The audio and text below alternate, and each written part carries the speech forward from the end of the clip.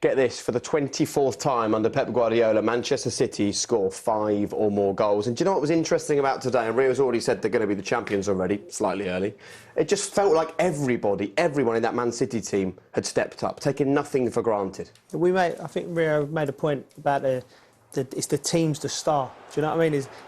Everyone's movement, everyone runs for each other. Look, Carl, well, his unselfish runs that he's going to make a underlap, and he turns it into an overlap, and then it's in the occupation of the box, 3 players, everyone's pulling in the right direction, and it's like as we said, it's frightening to see how can you stop this, because there's no one man where you can nail on. It's just everyone. They don't let you get close when they've got the ball. They're winning things. The second, look at them swarming, and then the speed of attack here, where it goes to De Bruyne, he straightens up his run, he comes in.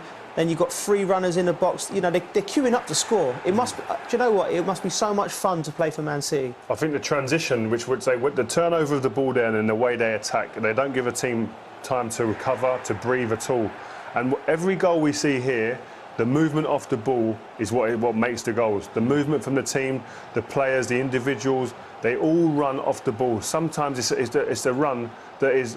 Look at that run from Sterling. Perfect, a great run, but the defenders can see it. I don't think it's a run that's just so cute. It's just a run that you make to give space to other people. I might get it, but the defenders have got to see that. But at the end of the day, you've got to highlight the play. Mahrez has changed his game since being a Man City player. He used to be an entertainer, a dribbler. Here, very rarely you see him running past players anymore, but he's got 2 assists a day, effective. Sterling's runs off the ball. Look at this run from Gundogan coming from behind.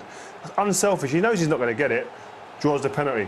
But this is what I mean, the unselfishness within this team. This is the team-first mentality that they have. That is what is separating them at the moment from other teams.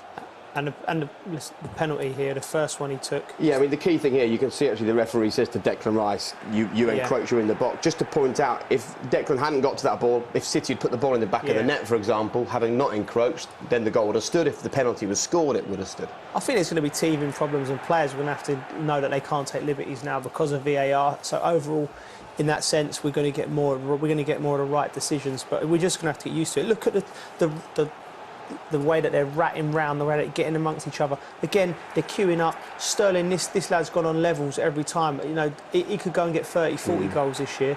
But again, it's the team. You've got players like Bernardo Silva, Foden coming on. Aguero sub, one of the greatest players we've seen in this country. And they're relentless. Relentless pursuit of excellence. And it's going to be up to all the teams underneath them to really find a way to get there. Right, let's look then at these VAR decisions. They were really marginal. We can have a look at the first one, the first historic one that was disallowed in the Premier League. It is a really fine margin, and people are saying, well, how do we know the ball left the player's foot at a specific time? How do we know that they got the line exactly right on the shoulder of the player? We just have to remember they're using the most up-to-date technology with the most experienced people at Stockley Park to try and get this as accurate as possible. I think we have to accept when it's made, these decisions like this are made, they've got to be accurate because it's the technology that they're using, it's high-end stuff, so that's got to be a given. But it just this adds to the drama. The stadium changed, the atmosphere in the stadium changed. There's a lot of entertainment value that goes with this within the stadium, I'm sure at home on the sofas. But I just think with all this technology that comes in, I do think there's some good parts to it, but there's also some bad parts, and there's going to be teething problems, especially early on. But I just think that sometimes if you add too much to this game that's already great, you're almost going to detach it from the everyday normal fan that's coming in to watch this game. So you see some American sports, a lot of people outside America wouldn't watch American sports sometimes. But the world is changing, and we're the last major league in the world to do this. Because they think there's too much going on, there's too many rules, etc. That's the beauty of our sport, of football. There aren't so many rules, and it's not governed by so much craziness that goes on around the sport. It's simple. Everyone can play it, everyone can do it, and everyone can watch it from quite an easy position. It's starting to change now. I hope it doesn't go too far. We see an important thing happen. The first Man City goal that got disallowed, which would have made it 3-0, and then when it got disallowed, we see that galvanise this stadium. Like, so the emotional response it lifted West Ham for about 3 minutes. And then Man City stepped up another gear. But that was interesting to see. It's something we'll have to look at going through, because if you think you're just gone 1-0, 2-0 down, for instance, and there's 10 minutes to go, and all of a sudden you're 1-0 down, that lift that gives you to be the team that you're on the good side of the decision. So that's going to be interesting to see how that evolves. And we talk about the VAR taking away emotion from the game, but you're totally right. What you lose in the goal, you gain from the West Ham fans thinking they're back in the game, which sadly they weren't. Right, let's join Peter Walton, who's back at BT Sport headquarters watching all of this. Look, Peter, from your many years of refereeing, you've had the chance to objectively take a look at the decisions that were made by VAR today. The first thing, the three big decisions, did they get them right? Absolutely. It's been a good day for VAR. It's been a good day for the Premier League in its adverts. And what we've seen there, I think Ryan Sterling summed it up in his interview post-game when he said, we just want the decisions correct. We saw three big decisions and they was all correct with the help of VAR. Now, the concern people have got at home is that when a goal is disallowed or allowed through goal line technology, but partly because we've reached the acceptance stage, I think, with that certain tech, they say, oh, great decision, it was really marginal, but they got it right. They're not saying that yet with the offside decisions. They're still questioning whether the ball left the player's foot at that precise moment, whether the line was in the same place, because you've still got to make a decision on exactly where the lines are, haven't you? Absolutely right. Now, the software that the Premier League are involved with at the moment is top-end stuff. I mean, there's no guessing game here. It's all mathematically recalibrated throughout, so those lines are so accurate, it's unbelievable. And when people say, well, is it in the right spot or not, it's all mathematically assumed, and the correct decision is arrived at. And what you said there was totally correct. Technology is now looking at goal line goals, and we accept it when it's a millimetre over. And now I think by the end of this season, fans and media will accept when a player is a millimetre offside with the technology that we've got. Yeah, and we can have a look at the line as well on the goal that was allowed in the end. I think the other important thing to point out to people is that we're seeing some quite thick lines here, Peter, but they're using this crosshair technology at Stockley Park. So the lines that the referee and his assistant and the person operating the technology at Stockley Park are using are really, really fine. So although sometimes it looks like it's running through someone's armpit, they've made sure it's coming right from the player's body, haven't they?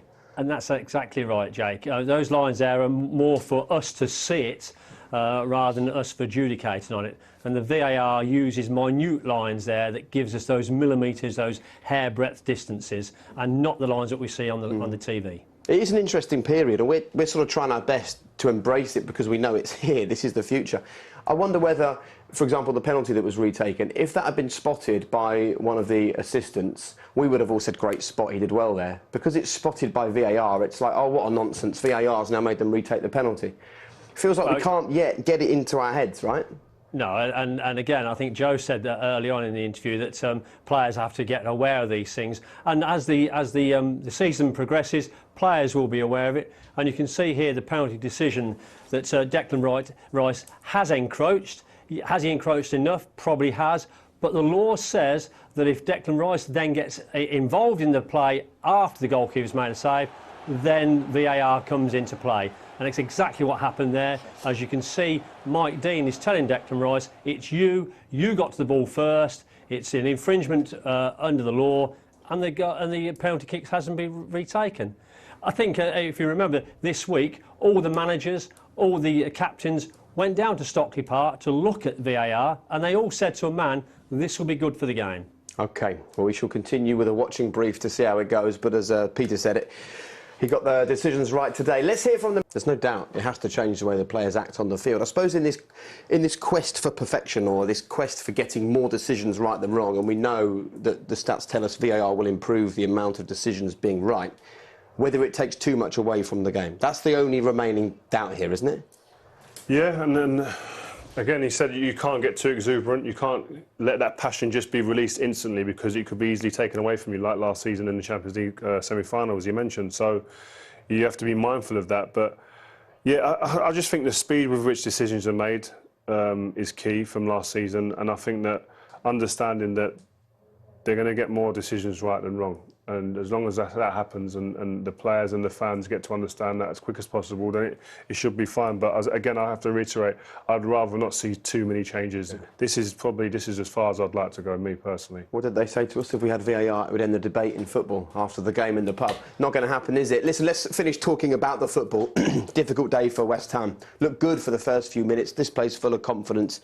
But they will now be really struggling. That's the fourth season in a row, 4-0 defeat opening day. They look good in spells throughout the game. Like I said, there's a 3, 4, 5 minute spell in the second half where they look good. But this Man City team just steamrolled them. So I think with the manager, he's got to just get going. Listen, lads, write that one off. We'll go again next week. Our season starts next week. And for Manchester City, what a start. What a perfect start after Liverpool last night. Great start. He didn't seem totally happy with it, but that's the standards he's setting again. And I go back to the one word. He's put in a culture of winning every week and turning up all the time. It's great though, isn't it? The Premier League season is up and running. We've already had plenty of goals, plenty of controversy. This is perfect now. Time for BT Sports Score.